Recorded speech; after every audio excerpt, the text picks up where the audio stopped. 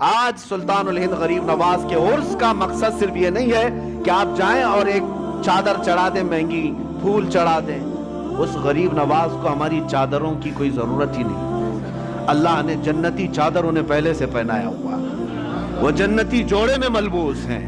ہاں یہ اور بات ہے کہ ہم عظمت شان کے لیے چادر پیش کرتے ہیں، ان کی شان و شوکت ان کی رفعت کے لیے پیش کرتے ہیں، یہ اور بات ہے، میں اس کا منکر نہیں ہوں.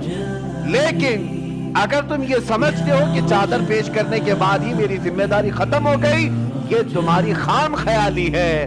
اصل مسئلہ ان کے دربار میں چادر پیش کرنے کا نہیں، اصل مسئلہ یہ ہے جاؤ تو اپنا دل ان کے قدموں میں رکھ کر کے آ جاؤ اور عرض کرو کہ اب میں زندگی اپنی مرضی سے نہیں، آپ کے اشاروں سے جینا چاہتا ہوں. آپ کو پتہ ہے آپ جب سفر سے آ رہے تھے مدینہ طیبہ سے اجمیر، بیچ میں ایک علاقہ آتا ہے سبزوار، یہ آج کے ایران میں ہے، اور وہاں پر آپ کا قیام ہوا ایک باغیچے کے پاس، اور وہ بہت خوبصورت باغیچہ تھا. اس کے اندر ایک حوض تھا.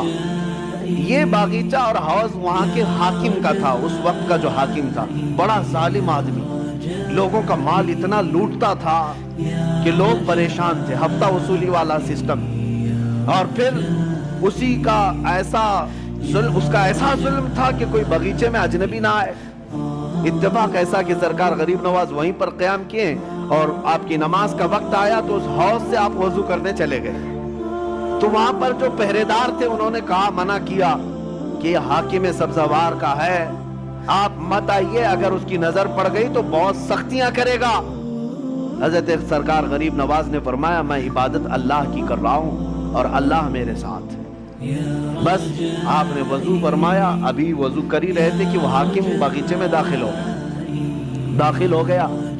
جیسی آیا اور چیختا چلاتا کہ ایک اجنبی میرے آرامگاہ میں کیسے آ گیا ہے اور کیسے یہ حوض میں پانی لے کر کے استعمال کر رہا ہے. سرکار غریب نواز نے اس کی طرف کوئی توجہ نہ فرمائی، کوئی توجہ نہیں. وہ دندناتا ہوا قریب آیا، آپ نے پورا وضو فرمایا. وضو کرنے کے بعد اپنے قطرے چھڑک دیے اور پھر اس کی طرف ایک جمالی نظر ڈالی، اور وہ حاکم سبزوار دیکھتا رہ گیا اس حسین صورت کو. جو کرنے آیا تھا وہ کچھ اور کام تھا، لیکن قدموں میں گر کر کے توبہ کرنے لگ گیا.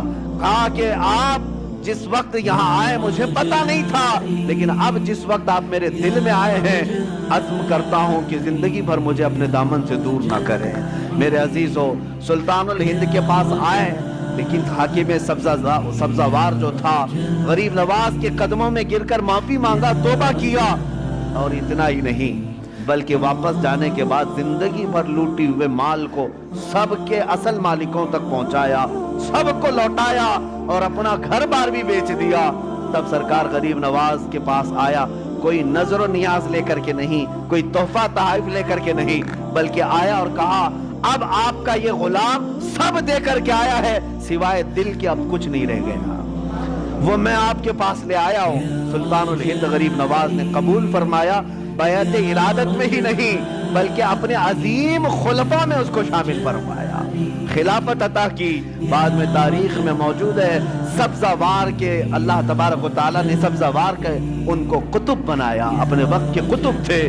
کہاں ظلم و ستم کی داستان رکھنے والا، کہاں قدموں میں آ کر کے دل دینے والا اللہ کی ولایت حاصل کر جاتا ہے. میں یہی عرض کرنا چاہتا ہوں، تم تحفے تحائف اپنی جگہ پر جاؤ، اپنا دل قدموں میں رکھ کر کے آؤ، عرض کرو کہ سرکار مجھے اپنے ساتھ لے لیں، آپ ایک اشارہ فرمائے میرے دل کی اصلاح ہو جائے. پھر اگر غریب نواز قبول فرما لے، یقیناً زندگی کی کایا ہی پلٹ جائے گی، ایک نیا انقلاب دیکھنے کو ملے گا. اللہ کریم اس آستانے کو سدا سلامت رکھے. اجمیر معلیٰ کے فیوز و برکات اللہ تعالی ہماری نسلوں کو صبح قیامت تک عطا فرمائے.